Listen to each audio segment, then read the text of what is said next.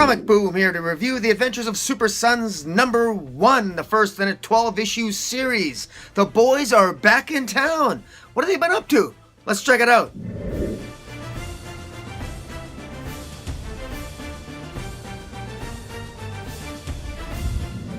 Guys, it's great news. Peter Tomasi is back, and he is writing Super Sons. Everyone knew that when Bendis was coming over, he was going to be taking over the Superman mythos and Superman comics and in Action Comics. But everybody was really upset that they were getting rid of Super Sons. They were canceling Super Sons. Well, DC knew they had a good thing, and they knew they needed to bring him back. So that's what's inspired this series. It's a 12-issue series, 12-issue maxi series. DC did the right thing. This is not going to screw up the continuity that Bendis is working on in Superman and in Action Comics. This is a story that takes place actually before Bendis' Superman run begins, and so it's all good. The great news is that we get Peter Tomasi to have a lot of fun with the characters of young Jonathan Kent and of course Damian Wayne. This is the summer of super fun, or the super of summer fun, as Jonathan calls it in here, much to the annoyance of Damian.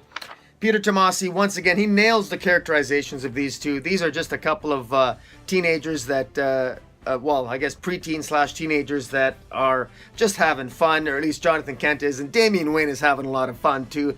Even though he probably wouldn't admit it, he's having a lot of fun too. What really makes this issue stand out, though, is the introduction of a new group of villains called the Gang, and particularly Rex Luthor, and a crazy, sort of like a miniaturized version of the Legion of Doom, except with slightly different members. There's a great full-page spread here, which shows all members of the Gang. It's really good. We got Shaggy Boy. I'm not sure. Shaggy Boy is different. I'm not sure if he's got an adult counterpart or not. He almost looks like over in the you'd think we're in the Marvel universe. He looks like a sort of a younger version of Sasquatch, which just incidentally we've seen in the latest 4th issue of the Immortal Hulk. But in any event, we got Rex Luthor. We got Joker Jr. and we've got Ice Princess, Kid Brainiac, and Brainiac 6 of all things.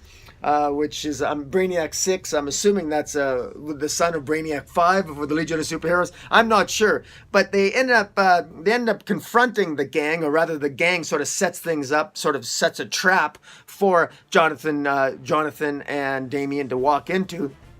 And it's not clear exactly where they're from. Rex Luthor says that they're from light years away, but he's got gold kryptonite of all things. And I'm trying to remember the last time I saw gold kryptonite in a story.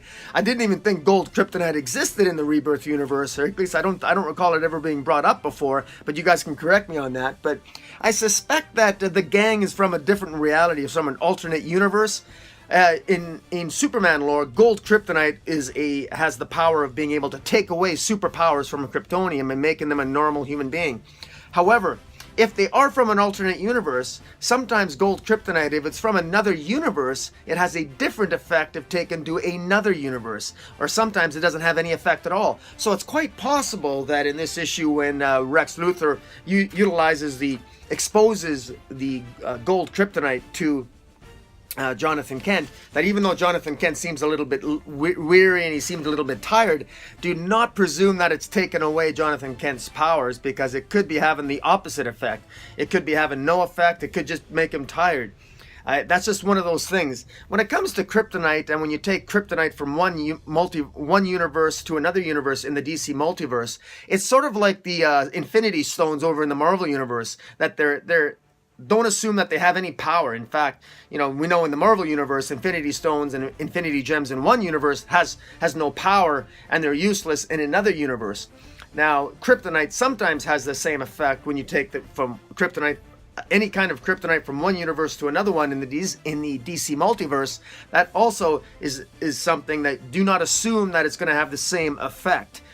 So it's a great thing to play with gold kryptonite here. Peter Tomasi does a great job.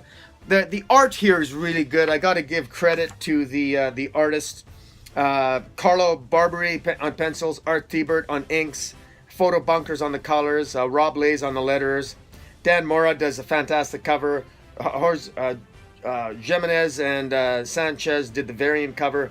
This is a really great, really fun comic book. I'm so glad to have this back, guys. Please pick this up. This is a lot of fun. This is what we were promised in Rebirth.